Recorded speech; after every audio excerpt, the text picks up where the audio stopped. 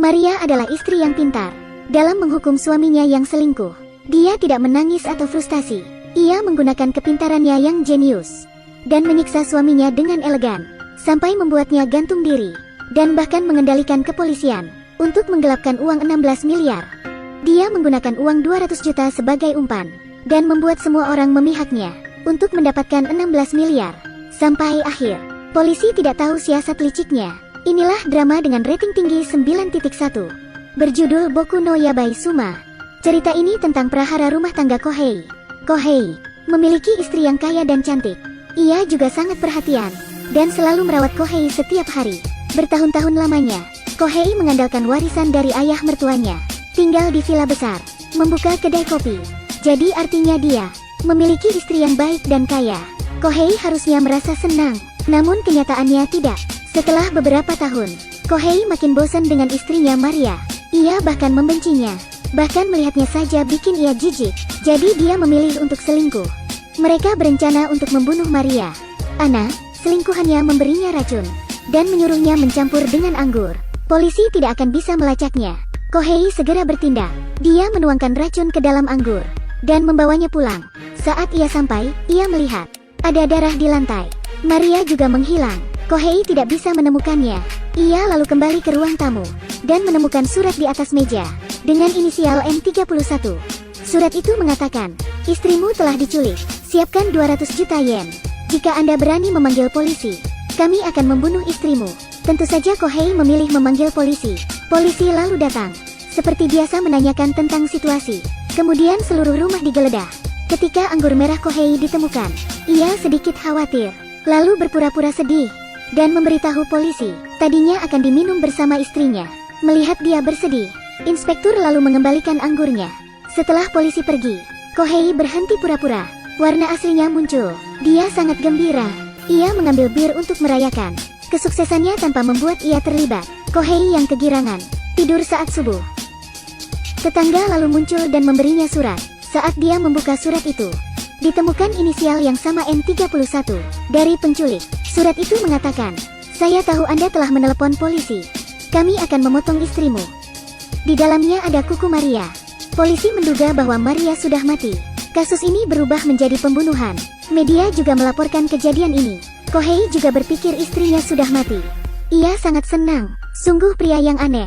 Istrinya telah dicabik-cabik. Dia malah kegirangan.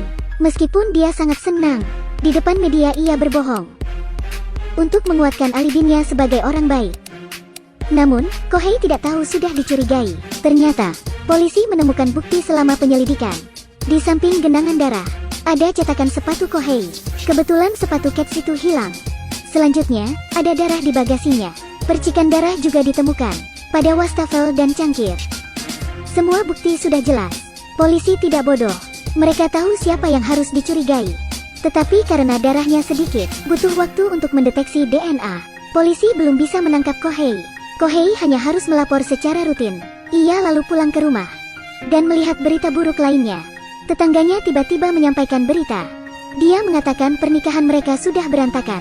Kohei itu selingkuh, dan Maria sudah lama tahu. Mendengar ini, Kohei marah.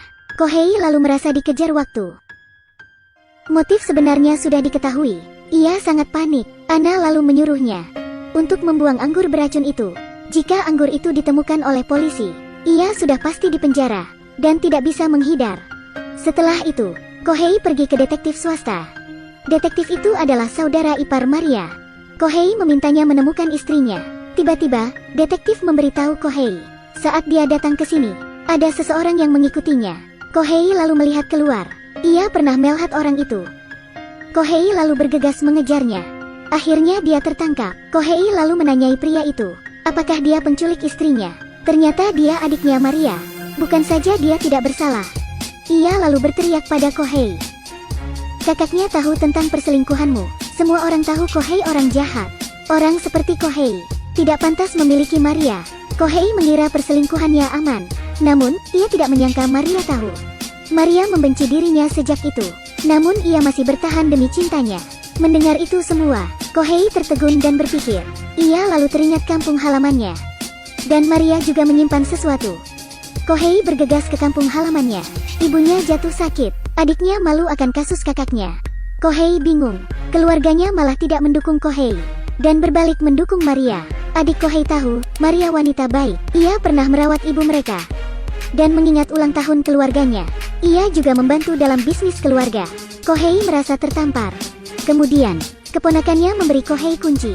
Katanya itu dari Maria. Kohei lalu membuka laci dan menemukan resep di dalamnya, berisikan masakan favorit istrinya. Bahkan komentarnya ditulis secara detail. Tiba-tiba Kohei merasa sedih.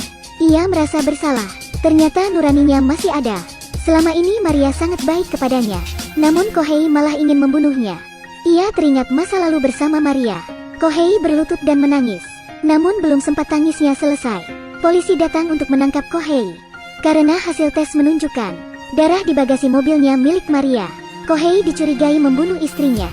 Namun, ia menolak dijemput polisi. Mereka sempat bertikai. Tiba-tiba surat dari penculik tiba. Ada kaset dan catatan si penculik. Tertulis di catatan untuk menyiapkan uang 200 juta yang tidak diregistrasi. Kohei akan melakukan transaksi sendirian. Melihat Maria yang ketakutan, hatinya hancur. Tinggal 10 jam lagi. 200 juta yen harus ia dapatkan. Ia bingung bagaimana melakukannya. Kohei lalu berlari menuju reporter.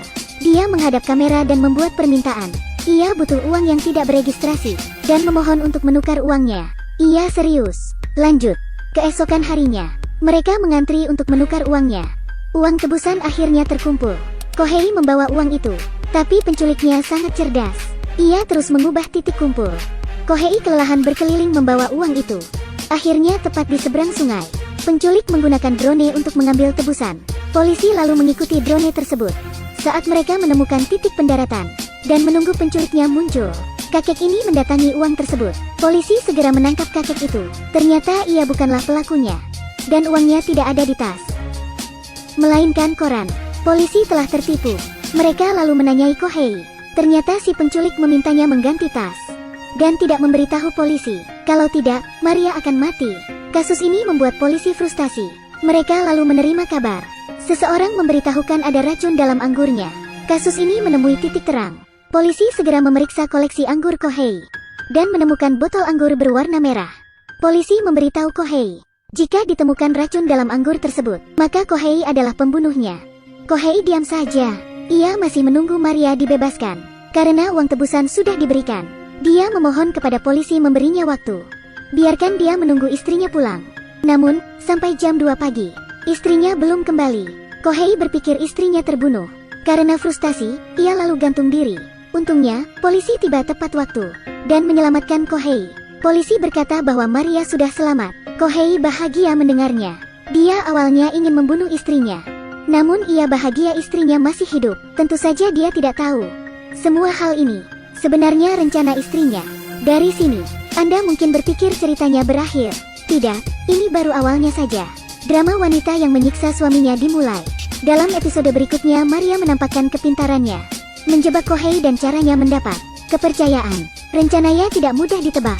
Selesai sudah video kali ini. Jangan lupa like dan subscribe ya.